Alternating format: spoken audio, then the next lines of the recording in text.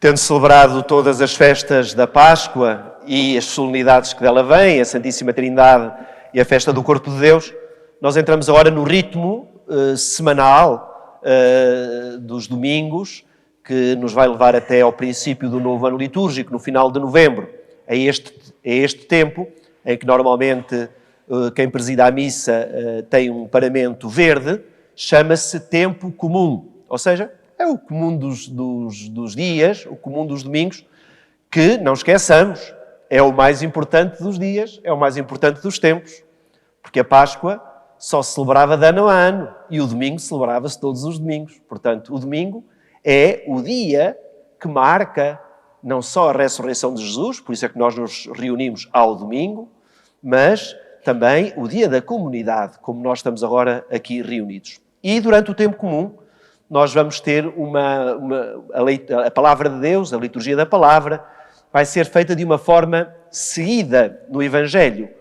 Voltamos a pegar em São Mateus, que é o evangelista deste ano, e agora vamos lendo, em cada domingo, uma pequenina parte, tudo seguido. Agora estamos no capítulo 9 do Evangelho de São Mateus, e até ao final do ano iremos ler até ao capítulo 25, 26. Portanto, cada domingo vamos escutar uma passagem seguida do Evangelho de São Mateus. E como certamente repararam, porque isto não se escolhe as leituras à toa, não foi assim que agora vamos abrir ao calhas e vamos pôr. Normalmente, no tempo comum, vai-se procurar uma leitura do Antigo Testamento que se relacione com o Evangelho. O importante é o Evangelho. Portanto, o Evangelho é este. E depois, tiveram este trabalho já há 50 anos, ir à Bíblia, ao Antigo Testamento, e tentar encontrar uma passagem que se relacione mais diretamente ou mais indiretamente com o Evangelho. Hoje era nítido, porque a frase que Jesus diz, eu prefiro a misericórdia ao sacrifício, é uma citação do livro de Oseias, que foi hoje a primeira leitura. A segunda leitura, vamos escutando de uma forma também contínua leituras das cartas de São Paulo, que normalmente não têm muito a ver com este arranjo, porque também é feito de uma forma seguida, e é este também, se calhar, o motivo pelos quais os padres falam um pouco da segunda leitura, porque a primeira leitura e o Evangelho têm sempre mais relação. Nós escutamos hoje, então, esta frase que se repete, quer no livro de Oseias, que é o original, quer Jesus, que cita neste jantar que teve com os publicanos e com os pecadores: eu prefiro a misericórdia do que o sacrifício. Nós hoje temos uma ideia de sacrifício que não é nem a que Jesus deu a entender, nem a do profeta Oseias. Sacrifício, naquele tempo, eram as imolações.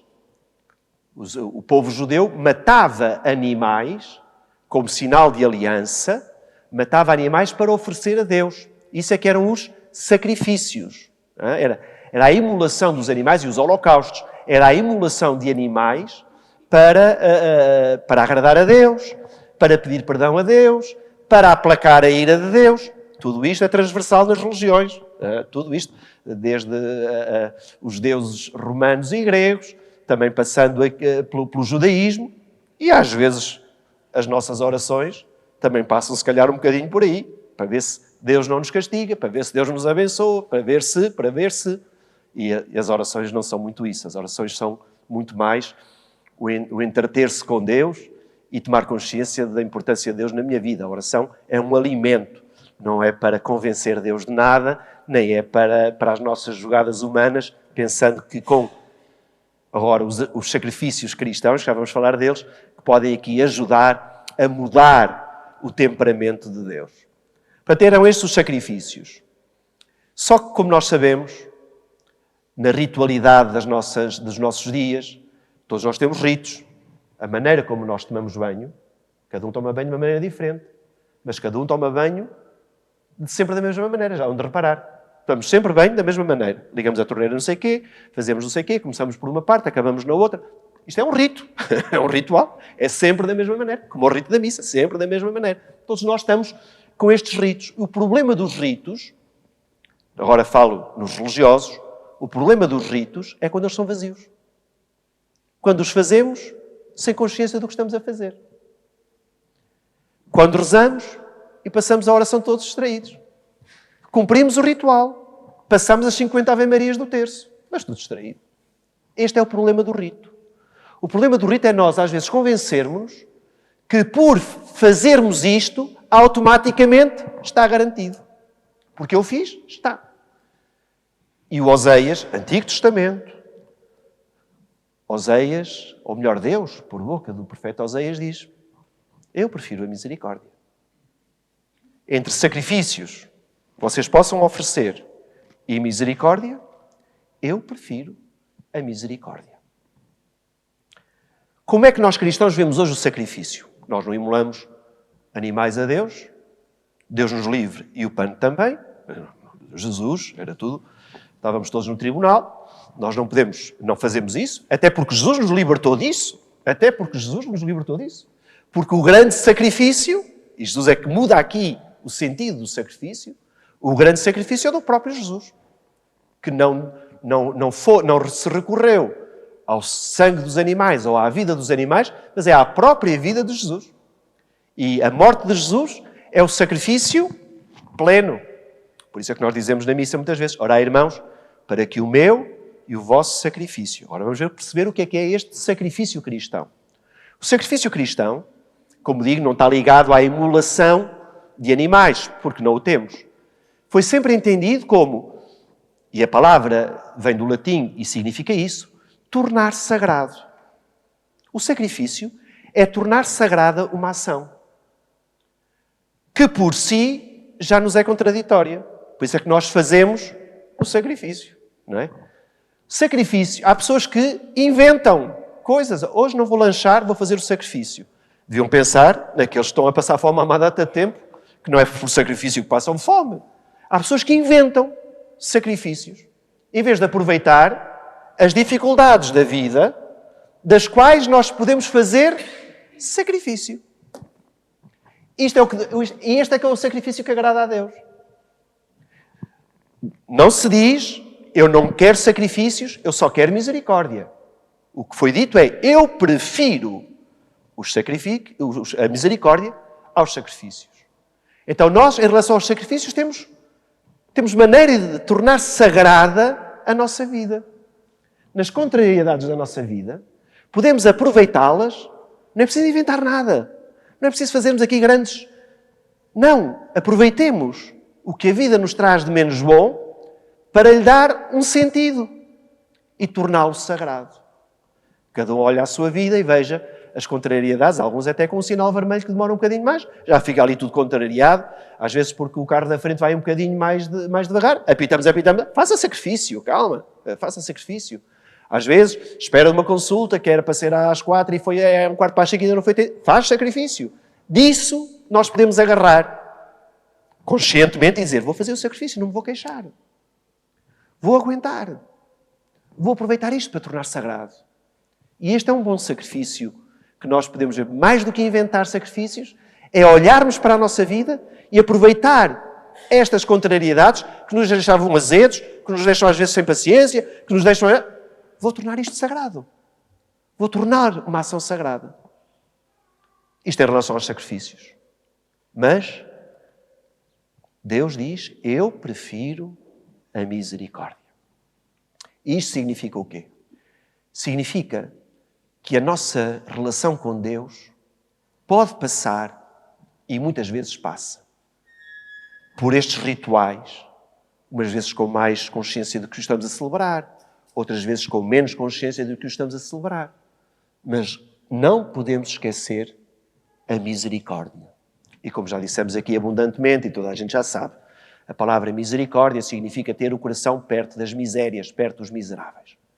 E o Evangelho de hoje é um exemplo perfeito do que significa: eu prefiro a misericórdia do que os sacrifícios. Porque os fariseus era um grupo, uma elite dentro da classe do povo de Israel. Eles achavam-se os puros. Eles achavam-se os melhores. Eles é que eram os bons. E os outros não prestavam. Estes publicanos, fazia-lhes muita confusão Jesus sentar-se à mesa com gente que é pecadora.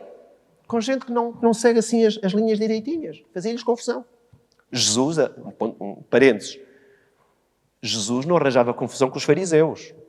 Quando aparece nos Evangelhos estas confusões entre Jesus e os fariseus e Jesus, não é por causa deles, é por causa de nós. Porque nas primeiras comunidades cristãs já havia cristãos que se armavam em fariseus. Já se achavam melhores que os outros.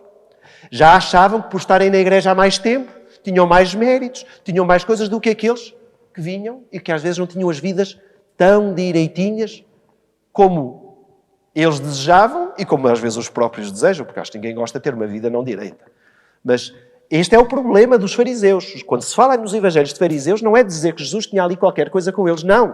O problema é que nas comunidades cristãs começava a aparecer gente que se armava como os fariseus, a criticar a ação da igreja.